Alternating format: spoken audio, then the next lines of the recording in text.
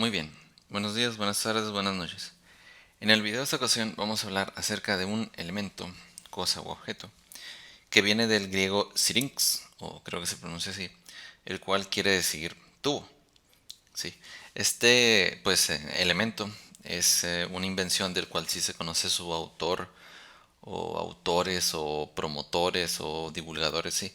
Lo estoy diciendo de esta manera porque en particular esta cosa resultó que no viene siendo así como de un autor específico, sí, de un inventor o de una persona concreta, sino que fueron, por así decirlo, algunas piezas o una pieza en particular que se mejoró por alguien más, que fue popularizada por alguien más, que terminó siendo usada por alguien más y este tipo pues de anécdotas. Sí, entonces pues vamos a desarrollar un poco pues esta, por así decirlo, línea temporal. Y lo curioso, lo que al final termino encontrando, es que la última persona, la que al parecer fue la que sí explotó la imagen de este elemento, es de la que no encontré pues más información, simplemente pues lo que sería su nombre. Entonces vamos a comenzar diciendo que este elemento se encarga de introducir pequeñas cantidades de gases o líquidos, ¿sí? Entonces se encarga de introducir pequeñas cantidades de fluidos, cualquier tipo de fluido, a áreas inaccesibles, y también sirve para obtener muestras pues de estas mismas áreas, sí, inaccesibles del cuerpo humano, en el sentido de que son muy pequeñas o que están en algún rincón o ángulo pues muy difícil de acceder, y que a no ser por este elemento pues se tendría que literalmente abrir el cuerpo, lo cual supone pues un esfuerzo muy exagerado para lo que se va a terminar administrando. Sí, entonces pues vino a revolucionar en gran medida lo que es, ya como pueden estar viendo, pues el mundo de la medicina. ¿Sí? Entonces comenzamos con el primer eslabón en la creación de este elemento, que es Alexander Wood, un médico escocés, y él inventó lo que vendría a ser la aguja hipodérmica. Sí, la aguja hipodérmica viene a ser simplemente como un segmento de esta cosa, pero por sí sola, la aguja hipodérmica vendría a necesitar un video totalmente individual o aparte de cosas y objetos. Entonces probablemente más adelante pudiéramos profundizar muy específicamente en lo que es la aguja hipodérmica. Sí, entonces en relación a Alexander Wood, tenemos que su esposa podría ser considerada como la primer muerte de sobredosis gracias al uso de este elemento.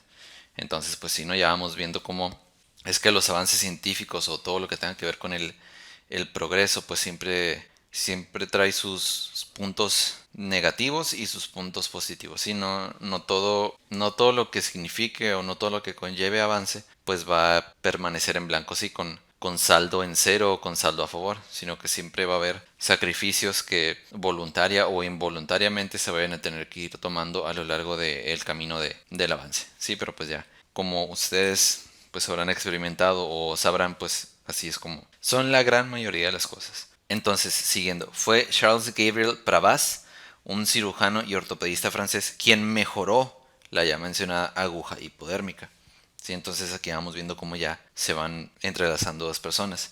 Y de esta manera fue con el paso pues, del tiempo y también pues con sus colaboraciones, quien al final popularizó finalmente esta cosa fue un tal Louis Jules Bergier. Sí, y esta es toda la información que se tiene del personaje encargado de popularizar este elemento. Entonces, linealmente, del objeto principal, por así decirlo, se tiene la intervención de esas tres personas, aunque también se debe mencionar al español Manuel Jalón. Sí, ¿y qué es lo que hizo pues este inventor? Lo que hizo fue la versión desechable de este elemento. Entonces, pues es verdaderamente un muy gran avance que este tipo de artilugios, por así decirlo, pudiera existir en su versión desechable, lo cual también pues pudiera ser que provocaría algunos efectos negativos, pero pues ya eso depende en gran medida del usuario y no al 100% de la invención en sí. Entonces, como hemos podido ir viendo, pues ya mencionamos a un médico escocés, a un cirujano y ortopedista francés y a Louis Jules Perrier, que no dice muy bien, bueno, no dice en absoluto qué era, pero pues es de asumir que estaba relacionado con la medicina o probablemente simplemente un inventor muy entusiasta acerca de todos los conceptos médicos.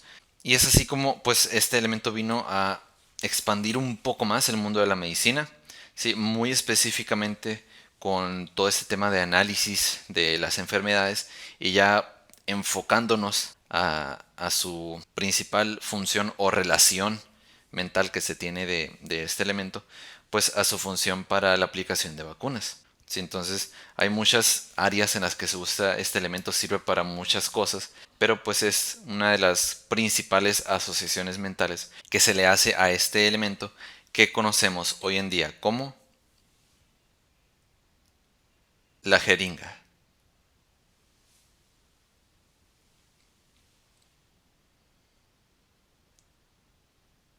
Entonces, la forma.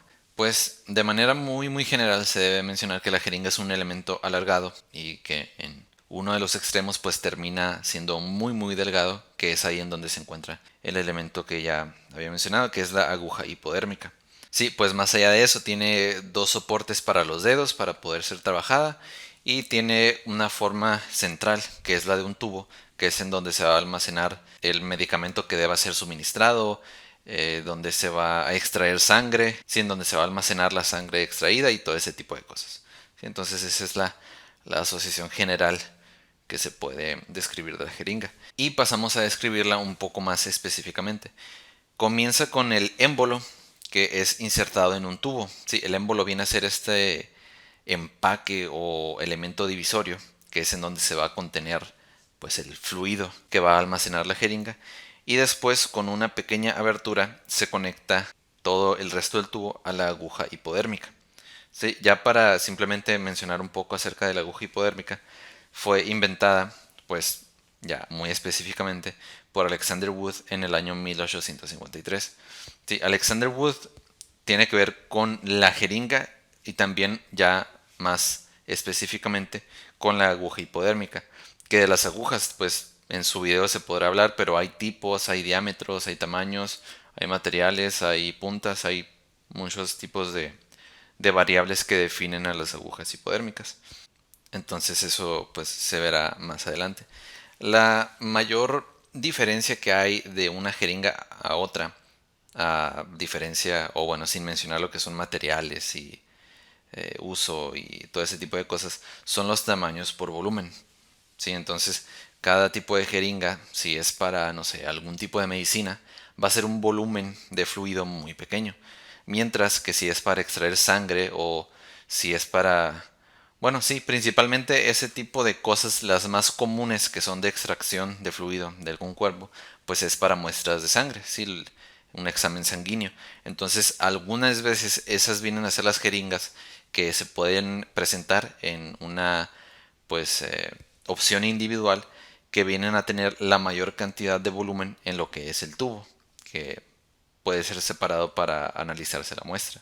Entonces esa vendría a ser como que de las mayores diferencias que hay entre una jeringa y otra. Y es así como pasamos a lo que es el material. En sus inicios, pues como no se tenía lo que era el fabuloso plástico, pues inició siendo de vidrio. Sí, esta parte transparente tendría que ser de vidrio para poder ver qué tanto de la medida se tenía. Y algunas partes eran de metal, más específicamente de cobre.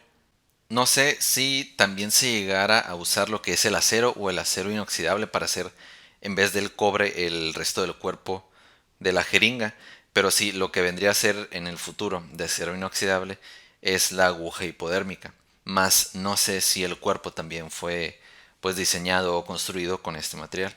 Y ya como podrán imaginarse, ya más moderna y contemporáneamente, se tienen pues las agujas en las que el cuerpo o gran parte de toda su anatomía cristalina está hecha de plástico, así como la pues la principalmente desechable ideada por Manuel Jalón. Entonces, estas son las pues opciones de materiales una paleta de materiales muy reducida, pero pues que han servido para ir formando lo que es la jeringa. Y es así como llegamos a lo que es la relevancia, la importancia y la trascendencia. Este elemento también se le conoce, aparte de jeringa, como inyector o inyectadora. Sí, esto no tiene tanto que ver con regionalismos o países o alguna diferencia del idioma español. Esto literal creo que sí son sinónimos de la palabra jeringa. ¿Sí? Entonces, decir cualquiera de las tres según lo que encontré, obviamente pueden ustedes investigar un poco más, pero según lo que encontré, pues está bien, son prácticamente sinónimos de la misma cosa. Cuando uno piensa en una jeringa y cómo es utilizada, muchas veces es muy común tener esa familiarización mental de que antes de suministrar alguna medicina por medio de una jeringa, el enfermero, la enfermera, los médicos que la vayan a usar, siempre le dan una serie de golpecitos justo antes de aplicar la inyección. ¿Sí? Esta práctica generalizada no es simplemente por darle unos simples golpecitos, sino que es para sacar el aire, así como se tiene que hacer un poco de presión con el émbolo, sacar el aire para así no inyectar pequeñas burbujas de aire. Sí, según leí, se necesita una muy grande cantidad de volumen de aire para poder ocasionarle daño a una persona, pero igual nunca está por demás tener este tipo de precauciones a la hora pues de introducir algún tipo de fluido al cuerpo humano por medio de la inyección. Entonces esta práctica generalizada debería de seguirse haciendo siempre y cuando no perjudique o altere la integridad física de la persona a la cual se le vaya a aplicar la inyección. También, de manera muy general, se debe mencionar que la jeringa vino a ser un avance tecnológico, científico y médico. Sí, tres en el mismo objeto. No sabría decirles cuál es el alcance o cómo no serían las cosas si no se hubiera inventado, aunque esto se puede ver en otro tipo de video, pero realmente la jeringa vino a facilitar, o al menos así lo veo yo desde un punto de vista pues ajeno a lo que es el mundo de los médicos y todo ese tipo de cosas, pero a lo que creo entender vino a facilitar bastante lo que es suministros de medicinas y también obtención de muestras sanguíneas. Entonces quiero creer o creo creer que realmente fue muy importante en la aparición la jeringa. Vino a facilitar muchas cosas y muchos procesos que los médicos tenían que llevar a cabo, realizando actividades mucho más largas en su duración y también complicadas para ellos y para el paciente. Entonces me imagino que la invención de la jeringa es ampliamente pues aplaudida en el mundo de la medicina, desde el enfoque más pequeño al enfoque más grande que se tenga. Y para finalizar se debe de mencionar, de cierta manera apoyado con lo que acabo de decirles, que pues es un elemento, uno de los tantos elementos que usan los médicos y todos los relacionados a lo que es la medicina, que se encarga o ayuda a salvar vidas. Si ya sea usado de alguna manera para sacar muestras, para poner medicina, para retirar algo que no deba de estar, algún fluido que ande perdido por ahí, pues este elemento, así como prácticamente cualquier otro que se usa en la medicina, es simple y llanamente con el propósito de salvar vidas. Y en el peor de los casos, si no es para salvar una vida, simplemente para mejorarla o para hacerla más llevadera. Entonces, la jeringa y muchas otras cosas que usan los médicos y que probablemente abarquemos más adelante en otros videos, son y deberían de ser muy respetadas, ¿sí? Porque pues, quién sabe si se tenga una cuantificación de a cuántas vidas verdaderamente han beneficiado. ¿Sí? Creo que es algo que valdría la pena intentar cuantificar, por lo menos. Por este video es todo. Nos vemos luego.